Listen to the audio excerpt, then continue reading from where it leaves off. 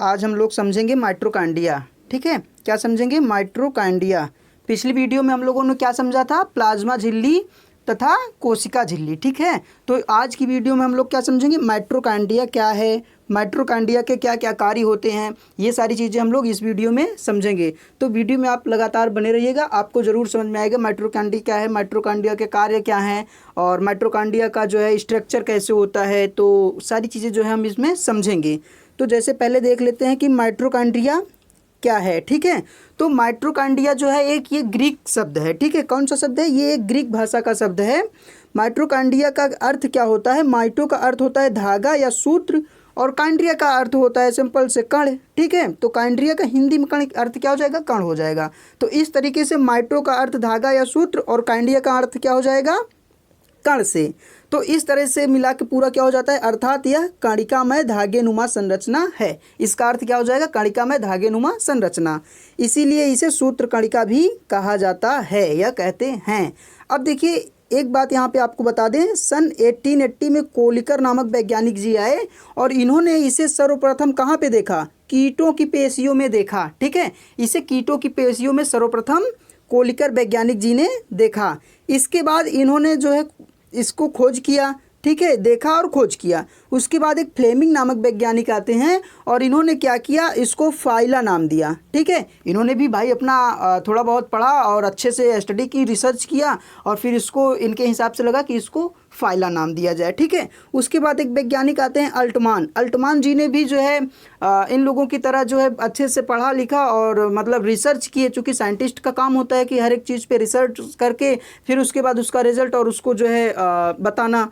तो इन्होंने क्या किया कि इसका नाम बायोप्लास्ट दिया। ठीक है, फिर इनके बाद वैज्ञानिक जो आते हैं, जिन वैज्ञानिक ने माइटोकॉन्ड्रिया नाम दिया, वो उनका नाम क्या है? उनका नाम है बेंडा। ठीक है, तो बेंडा जी ने माइटोकॉन्ड्रिया नाम दिया और तब से अभी तक उसी नाम से जाना जा रहा है।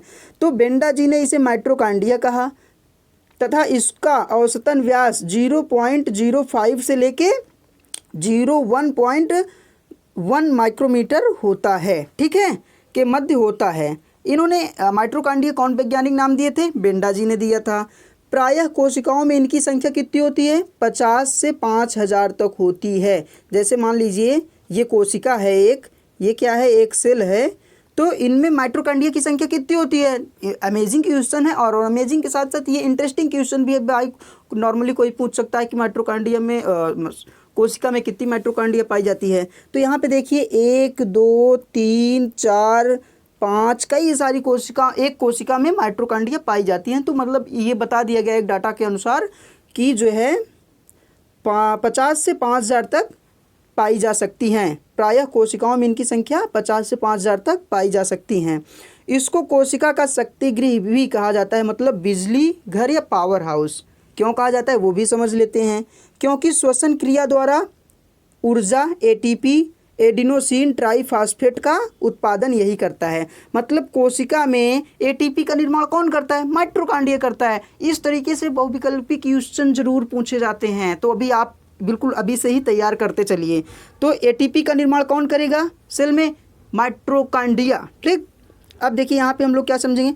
माइटोकॉन्ड्रिया दोहरी प्लाज्मा झिल्ली युक्त कोशिकांग होते हैं। मतलब ये दोहरी प्लाज्मा, मतलब प्लाज्मा की झिल्ली डबल लेयर की। ठीक है, बाहरी झिल्ली क्या करती है? छिद्र युक्त तथा अंतः झिल्ली क्या होती है?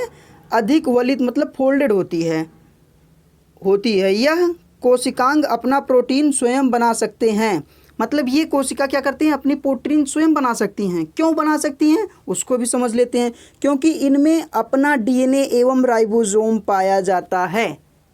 माइटोकॉन्ड्रिया में क्या होगा? इनका खुद का डीएनए और राइबोसोम पाया जाता है, इसीलिए ये स्वतः जो है जनन भी कर सकते हैं। ठीक है, तो इसी तरीके से बिल्कुल समझते चलिए, आसानी से समझ में आ जाएगा। डाटा हमने फैक्ट करके लिखा है। ठीक, तो अब आइए देखते हैं यहाँ पे क्या हो जाएगा। ये क्या है? बाह्य झिल्ली जो हमने बताया। और ये क्या हो गया? भीतरी झिल्ली। भीतरी झिल्ली क्या हो जाएगी? ये फोल्डेड होगी, मुड़ी हुई होती है। ठीक है, और ये बाह्य झिल्ली हो गई। बाह्य झिल्ली क्या होगी? थोड़ा सा छिद्र युक्त होती है, छोटे छोटे छिद्र होते हैं। ये क्या है? अंतः झिल्ली अवकाशिका। ये क्या हो जाएगी? अंतः झिल्ली अवकाशिका। ये आधात्री है, ये क्रिस्टी है। ठीक है, तो ये क्या हो जाएगा? ऐसे ऐसे क्या हो जाएगी? भीतरी झिल्ली क्या हो जाएगी? फोल्डेड होगी, ऐसे ऐसे करके फोल्डेड होती है। ठीक है, तो यहाँ पे देख लेते हैं, जैसे ये कोशिका है, इसमें कई सारी माइटोकॉन्ड्रिया पाई जाएंगी। ये देखिए यहाँ भी माइटोकॉन्ड्रिया, ये भी माइटोकॉन्ड्रिया, ये भी माइटोकॉन्ड्रिया। तो ये हो गया माइटोकॉन्ड्रिया। अब इसके कार्य को देखिए, यहाँ पे क्या है, ये डीएनए है, इसका खुद का डीएनए, ये इसका रहा राइबोसोम, ठीक है, ये इसका राइबोसोम है। ये डीएनए देख रहे हैं ना, कैसे कैसे करके इसमें जो है पूरा डीएनए ये बना है, और ये ऐसे ऐसे ऐसे करके होता है। अब यहाँ पे हम देख लेते हैं इसको फंक्शन, माइटोकॉन्ड्रिया के कार्य, ठीक है। तो माइटोकॉन्ड्रिया के कार्य क्या होते हैं, वसा का उपापचय करना, ठीक है। ये क्या करते हैं, वसा का उपापचय खुद ही कर लेते हैं, मतलब कराते हैं पूरे सेल में। अब जो दूसरा देखें तो शुक्राणु को गति एवं ऊर्जा प्रदान करना। जैसे जो स्पर्म है, और स्पर्म को जो है मोशन के लिए एनर्जी चाहिए, तो वो कौन देता है, माइटोकॉन्ड्रिया। तो जो माइटोकॉन्ड्रिया होती है वो स्पर्म को मोशन के लिए क्या करती है, एनर्जी देती हैं, ठीक है। तो अब ये जो तीसरा है, ये क्या है, ऑक्सीकृत श्वसन क्रिया द्वारा एटीपी का मतलब एडिनोसिन ट्राइफॉस्फेट से ये क्या करते हैं, सॉरी एडीपी से एटीपी का निर्माण करते हैं। अगर कोई पूछता है कि एडीपी से एटीपी का निर्माण कौन करता है, तो वो माइटोकॉन्ड्रिया हो जाएगी, ठीक है। ये माइटोकॉन्ड्रिया के फंक्शन में है। तो एडीपी से एटीपी का निर्माण कौन करता है, माइटोकॉन्ड्रिया, मतलब एडिनोसिन ट्राइफॉस्फेट से एटीपी मतलब एडिनोसिन ट्राइफॉस्फेट का ये लोग निर्माण करते हैं। यह प्रक्रिया क्रेब्स साइकिल, ठीक है, मतलब क्रेब्स चक्र के द्वारा इलेक्ट्रॉन अभिगमन तंत्र व फास्फोरिलेटिंग तंत्र द्वारा पूर्ण होती है, ठीक है। क्रेब्स साइकिल हम लोग आगे पढ़ेंगे, अभी बिल्कुल टेंशन नहीं लेने का। तो हम लोग नेक्स्ट में क्रेब्स साइकिल जब पढ़ेंगे तो आपको बिल्कुल समझ में आ जाएगा। जो चौथा है वो क्या हो जाता है, कैल्शियम का संचरण एवं श्रावण करना, ठीक है। तो ये कैल्शियम का संचरण एवं श्रावण भी करते हैं। तो आई होप कि आप लोग जो है माइटोकॉन्ड्रिया से संबंधित सारी जानकारी समझ में आ गई होगी, और जो थोड़ा बहुत कन्फ्यूज़न हो कमेंट करके पूछिए, मैं आपको ज़रूर जो है बता दूंगा, या फिर नेक्स्ट वीडियो में इसको और अच्छा समझा दूंगा। और वीडियो जो है अच्छी लगी हो तो अपने दोस्तों के साथ भी इसको ज़रूर शेयर करिए, ठीक है। तब तक के लिए जय हिंद।